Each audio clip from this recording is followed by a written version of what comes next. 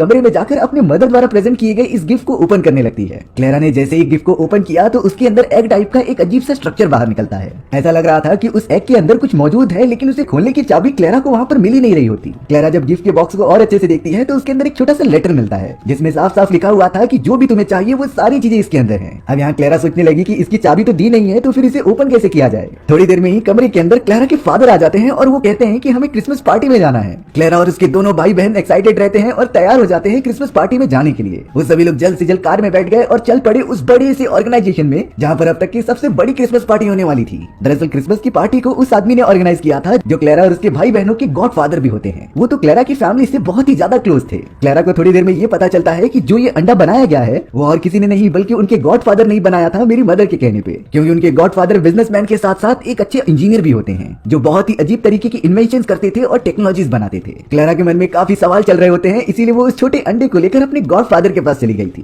Clara ने तो उनसे पूछ ही लिया कि आखिरकार इसकी चाबी क्या है, क्योंकि मुझे देखना है कि इसके अंदर है क्या। लेकिन गॉड फादर क्लेरा को बताते हैं कि मैंने इसकी चाबी बनाई ही नहीं, ये सारी चीजें तो मुझे तुम्हारी मदर ने कही थी और मैंने सिंपली बना दिया। इसके अंदर उन्होंने क्या रखा है मुझे कुछ आइडिया ही नहीं। क्लेरा इस बात से थोड़ा सा नाराज हो जाती है, लेकिन उसके पास कुछ ऑप्शन नहीं था। अब गॉड फादर स्टेज पर आ जाता है और एक अनाउंसमेंट करता है। उसने तो क्रिसमस पार्टी में आए हुए सारे बच्चों को कहा कि तुम सभी के लिए एक सरप्राइज है, लेकिन तुम सभी को एक टास्क पूरा करना होगा। उन्होंने सारे बच्चों को बीच वाले एरिया में बुलाया जिस जगह पर बहुत सारी स्ट्रिंग्स लगी हुई थी। हर स्ट्रिंग के ऊपर एक एक बच्चे का नाम लिखा होता है। गॉड फादर ने बताया कि अब हर बच्चों को अपने नाम की स्ट्रिंग के सामने खड़े होना है और उसका लगातार पीछा करते हुए आगे बढ़ना है। अगर तुम सारे लोग अपने स्ट्रिंग को इसी तरीके से फॉलो करते रहोगे तो तुम्हें एंडिंग में अपना क्रिसमस गिफ्ट मिल जाएगा। गिफ्ट की बात सुनते ही सारे बच्चे काफी एक्साइटेड हो गए थे और वो लोग अपने अपने स्ट्रिंग के पास जाकर आगे बढ़ना स्टार्ट कर देते हैं। क्लेरा भी वहाँ पर आकर अपने ही नाम वाले स्ट्रिंग के आगे जाने लगती है और सारे बच्चों को ज्वाइन करती है। सारे बच्चों के पेरेंट्स ये देखकर काफी एंजॉय कर रहे थे कि उनके बच्चों के लिए कितनी चीजें ऑर्गेनाइज की गई हैं, जिससे कि वो सभी लोग क्रिसमस के इस प्लेजेंट मोमेंट को एंजॉय कर सके। क्लेरा तो अब लगातार उसी स्ट्रिंग को फॉलो करते हुए एक सुनसान सी जगह पर आ जाती है जहाँ पर पूरा अंधेरा था। तभी भी वो लगातार आगे बढ़ते जा रही थी क्योंकि उसे गेम जीतना है और गिफ्ट लेना है। अभी जैसे ही क्लेरा को थोड़ी सी रोशनी दिखाई देती है तो इसीलिए वो रोशनी वाली जगह की दूसरी तरफ चली गई थी। लेकिन तभी क्लेरा ने नोटिस किया कि वो एक ऐसी जगह पर पहुंच चुकी है जहाँ काफी सारी बर्फ गिरी हुई है। ये प्लेस एकदम से अलग थी जहाँ से वो आई थी,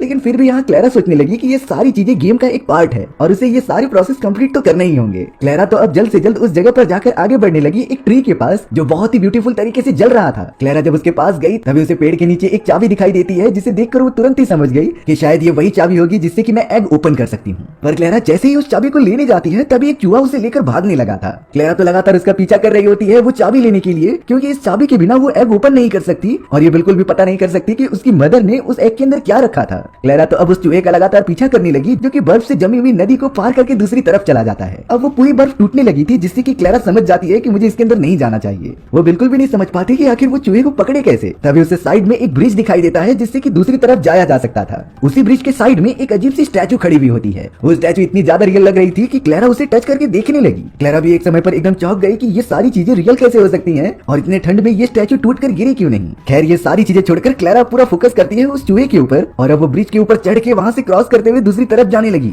लेकिन तभी क्लेरा नोटिस करती है कि वो स्टैचू जिंदा हो चुका है और अब उस स्टैचू ने देखते ही देखते अपनी तलवार निकाली और क्लेरा के सामने रख दिया। वो स्टैचू कहता है कि मैं यहाँ का गार्ड हूँ और मैं इसके आगे बिना परमिशन के किसी को नहीं जाने दे सकता। लेकिन क्लेरा उस गार्ड को बताने लगी कि मुझे एक चाबी चाहिए जिसे कि एक चूहा लेकर भाग चुका है और वो मेरे लिए बहुत ज्यादा जरूरी थी राज जानने के लिए। तभी वो गार्ड पूछता है कि आखिर तुम्हारा नाम क्या है। क्लेरा ने जैसे ही अपना नाम बताया तभी वो गार्ड अपना सर झुकाकर नीचे हो जाता है और वो क्लेरा को प्रिंसेस के नाम से पुकारने लगा। क्लेरा तो थोड़ा सा शॉक हो गई कि वो कोई प्रिंसेस नहीं है, वो तो सिर्फ क्लेरा है जो कि यहाँ पर गेम खेलने आई थी। लेकिन वो गार्ड अच्छी तरीके से बताता है कि तुम हमारी रानी की बेटी हो, यानी कि आप हम सबकी प्रिंसेस हुई और अब जो कहोगी हमें पूरी तरीके से मंजूर है। क्लेरा थोड़ी देर तक सोचने लगी कि आखिर ये इस तरीके से बात क्यों कर रहा है, लेकिन फिर उसे रियलाइज होता है कि शायद ये गेम का एक पार्ट हो और मुझे इसे कंप्लीट करके अपना क्रिसमस प्रेजेंट पाना है। इसीलिए अब क्लेरा उस गार्ड से कहने लगी कि क्या मैं जो कहूंगी तुम वो सारी चीजें करोगे। गार्ड अपना सर झुका देता है और हाँ में जवाब देता है। इसीलिए क्लेरा उस गार्ड को अपने साथ ले लेती है और कहती है कि मेरी मदद करो उस चाबी को ढूंढने के लिए। वो दोनों ही ब्रिज के रास्ते से दूसरी तरफ निकल पड़ते हैं घने फॉरेस्ट में। चौंकाने वाली बात होती है कि ये फॉरेस्ट बाकी फॉरेस्ट से एकदम अलग था। यहाँ ऐसे फूल पेड़ पौधे उगते हैं जिसे कि क्लेरा ने आज तक नहीं देखा। फिर भी अब क्लेरा उस गार्ड के साथ लगातार फॉरेस्ट के अंदर जाने लगी थी। लेकिन अब थोड़ा सा आगे बढ़ते ही क्लेरा को वो चूहा दिख जाता है जिसके पास वो चाबी मौजूद थी। इसीलिए क्लेरा तुरंत ही घोड़े पर से उतरकर उस चूहे का पीछा करने लगी जो कि एक बिल में जाकर छुप गया था। पर अब अचानक हमें पीछे से एक बड़ी सी आकृति आती हुई दिखाई जाती है जो उन सारे चूहे से मिलकर बनी हुई थी। ये बड़ा सा मॉन्स्टर तुरंत ही क्लेरा पर हमला कर देता है और उसे पकड़कर कहीं लेके जाने लगता है। क्लेरा काफी तेजी से चिल्लाने लगी, जिसे सुनते हुए गार्ड वहां पर आ गया और तुरंत ही अपनी तलवार की मदद से उस मॉन्स्टर को मार गिराया और क्लेरा को वहां से लेकर भागने लगा। वो गार्ड तो क्लेरा को सही सलामत अब उसके कासल लेकर आ जाता है, जहाँ पर क्लेरा की मदर क्वीन रहा करती थी। वो कासल तो बहुत ही बड़ा और शानदार था, जहाँ पर बड़े बड़े लोग रहा करते थे। जैसे ही क्लेरा अब गार्ड के साथ कासल के अंदर एंटर करती है तो सभी लोग क्लेरा के सामने झुकने लगे, क्योंकि वो इस जगह की प्रिंसेस है। क्लेरा भी काफी ज्यादा फैसिनेटिंग हो गई इन सारी अमेजिंग चीजों को देखकर, क्योंकि ये चीजें उसने सिर्फ मूवीज और कहानियों में ही देखी थी, लेकिन अब जाकर उसे सच्चाई लग रही है। क्लेरा तो कासल के अंदर अपनी मदर की बहुत ही बड़ी फोटोज भी देखती है, जिसके बाद उसे रियलाइजेशन होने लगा कि यहाँ पर उसकी मदर सच में आई थी।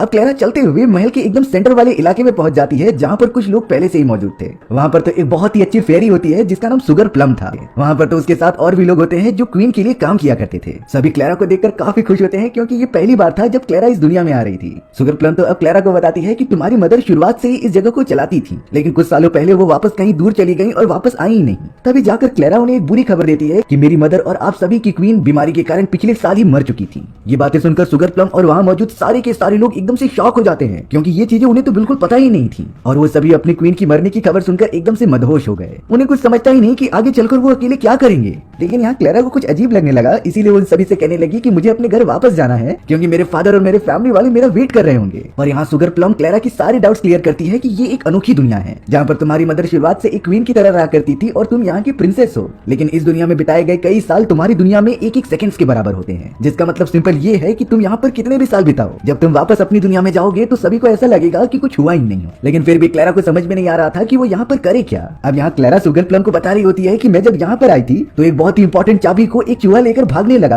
और वो कहीं फॉरेस्ट के अंदर चला गया। मुझे वो चाबी चाहिए, क्योंकि वो मेरे लिए काफी इंपॉर्टेंट हो सकती है। लेकिन चूहे के बारे में पता चलने के बाद सुगर प्लम क्लेरा को सारी बातें बताती है। उसे ये पूरी तरीके से पता था कि जिस चूहे और जिस बड़े से मॉन्स्टर ने क्लेरा के ऊपर हमला किया वो कौन है और कहाँ पर रहता है। सुगर प्लम कहती है कि ये पूरी दुनिया तुम देख रहे हो, इसकी 4 पोर्शन है और ये 4 पोर्शन अलग अलग नेशन कहलाते थे, जिसमें से एक पोर्शन सबसे ज्यादा खतरनाक है और वो खतरनाक मॉन्स्टर्स उसी पोर्शन से बिलोंग करते थे। हालांकि क्लेरा नहीं समझ पाती कि आखिर ये सारी चीजें उसे क्यों बताई जा रही हैं। वो तो सिंपल कहती है कि मुझे चाबी चाहिए और मैं यहाँ से चली जाऊंगी। लेकिन अब सुगर प्लम ने उसे समझाया कि आज की होने वाली पार्टी में तुम्हें सब कुछ समझ में आ जाएगा। लेकिन फिलहाल के लिए सुगर प्लम क्लेरा को लेकर जाकर उसे बहुत ही अच्छी तरीके से तैयार करने लगी थी। शाम का समय होता है, जिसमें कि सभी लोग कासल के अंदर जमा हो चुके थे और क्लेरा जो एकदम बहुत ही ब्यूटीफुल प्रिंसेस लग रही होती है वो वहाँ पर आती है। सभी लोग क्लेरा को काफी सम्मान दे रहे थे और उसे अपने थ्रोन पर बिठाकर एक शो चला देते हैं। ये शो कई सारे लोग होस्ट कर रहे थे, जो कि एक पोर्ट्रे होता है कहानियों का। इस कहानी के अंदर क्लेरा को सारी बातें बताई जा रही थी कि कैसे ये पूरी दुनिया बनी और इसके पोर्शन को क्या कहलाए जाते हैं। जैसा कि सुगर प्लम ने बताया था कि इस पूरी दुनिया के 4 भाग हैं। 3 भाग के लोग तो बहुत ही ज्यादा खुश होते थे और अपनी जिंदगी साफ साफ जीते थे, लेकिन एक पोर्शन ऐसा भी था जहाँ पर मदर जिंजर नाम की एक विच रहती थी, जिसकी तो लगातार यही चाह होती है कि वो अपने काले जादू की मदद से चारों के चारों पोर्शन को अपने कब्जे में कर ले। उसने तो खुद की नेशन की बहुत ही बुरी हालत कर दी थी कि वहाँ खतरनाक क्रिएचर्स रहने लगे थे और वो इन सारी चीजों को अपने डार्क एनर्जीज की मदद से बनाती थी। लेकिन क्लेरा अब थोड़ा सा डर जाती है ये सारी चीजें सुनने के बाद, और अब तो सुगर प्लम क्लेरा को बता रही होती है कि हमें तुम्हारी जरूरत है। क्वीन के जाने के बाद तुम ही हमारी आखिरी होप हो जो इन सभी चीजों से हमें बचा पाएगी। क्लेरा नहीं समझ पाती कि आखिर वो इसमें कैसे हेल्प कर सकती है। अब यहाँ सारी चीजें समझाने के बाद सुगर प्लम क्लेरा को लेकर आगे बढ़ चलती है एक बहुत ही बड़ी मशीन के पास। उसने क्लेरा को बताया कि ये मशीन तुम्हारी मदर ने ही बनाई थी। इस बड़े से मशीन के अंदर ऐसी एबिलिटीज मौजूद थी जिसमें कि अगर किसी भी तरीके की डॉल्स को इंक्लूड किया जाए तो उन सभी के अंदर जान आ जाती और वो बहुत ही ज्यादा ताकतवर हो जाते। सुगर प्लम का आइडिया था कि अगर हम इस मशीन को चला दे तो कई सारे डॉल्स को इसके अंदर डालकर हम अपनी आर्मी तैयार कर सकते हैं, जो कि हम पर हमला होते समय हमारी प्रोटेक्शन कर सके।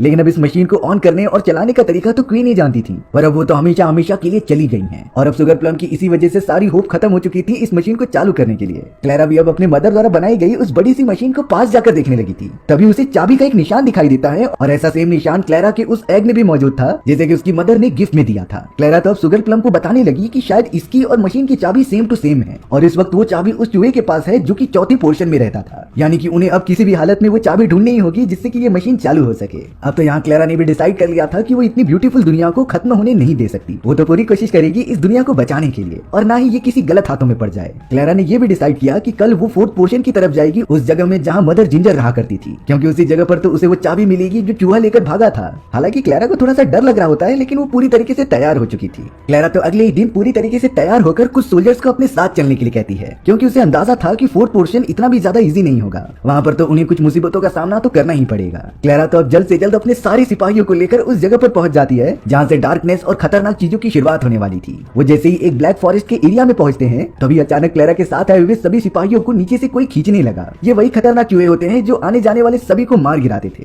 देखते ही देखते सारे सिपाही वहाँ से गायब हो जाते हैं और अब अगले ही मोमेंट में एक बहुत ही बड़ी डॉल उनके सामने आ चुकी थी। उस डॉल ने तो क्लेरा को अपने हाथों में पकड़ लिया और फिर अपने अंदर ही फेंक दिया। क्लेरा तो बिल्कुल भी नहीं समझ पाती कि वो किस जगह पर आ चुकी है और ये उसके साथ क्या हो रहा है। तभी क्लेरा के सामने और कोई नहीं बल्कि मदर जिंजर आ चुकी थी। उसका चेहरा तो देखने में बहुत ही ज्यादा खतरनाक लग रहा था, जो कि क्लेरा से पूछती है कि आखिर तुम्हारी मदर कहाँ पर चली गई है। क्लेरा ने उसे साफ साफ बताया कि मेरी मदर मर चुकी है और वो कभी वापस नहीं आने वाली। अब थोड़ी ही देर के अंदर उस जगह पे वो गार्ड भी आ जाता है जो कि क्लेरा की मदद करना चाहता था, लेकिन अब उस गार्ड के सामने मदर जिंजर के कई सारे सोल्जर्स होते हैं जो कि एक्चुअली में जोकर्स थे। उन जोकर्स ने तो अब उस गार्ड के ऊपर हमला करना स्टार्ट कर दिया और उसे परेशान भी करने लगे, लेकिन वो गार्ड तो अपनी तलवार की मदद से कई सारे जोकर्स को मारने लगता है बहुत ही बहादुरी के साथ। इसी वजह से मदर जिंजर का ध्यान भटक गया था और वो अपनी जोकर्स की बॉडी में पावर ट्रांसफर करने लगी। तभी क्लेरा की नजर उसी चाबी की तरफ जाती है जिसे कि वो यहाँ पर ढूंढने आई थी। वो इस मौके का फायदा उठाकर तुरंत ही चाबी ले लेती है और वहाँ से भागने लगती है। गार्ड भी पूरी तरीके से अपने प्रिंसेस की मदद कर रहा था वहाँ से कहीं दूर भागने के लिए, और अब वो दोनों सही सलामत अपनी जान बचाते हुए उस चौथे पोर्शन से भी बाहर निकल के चले आते हैं। सबसे अच्छी बात तो ये थी कि क्लेरा के पास वो चाबी होती है जिससे कि वो अपने मदर द्वारा दिए गए उस अंडे और वो मशीन को भी ऑन कर सकती थी। क्लेरा बिना वेट किए उस चाबी की मदद से अंडे को ओपन कर देती है,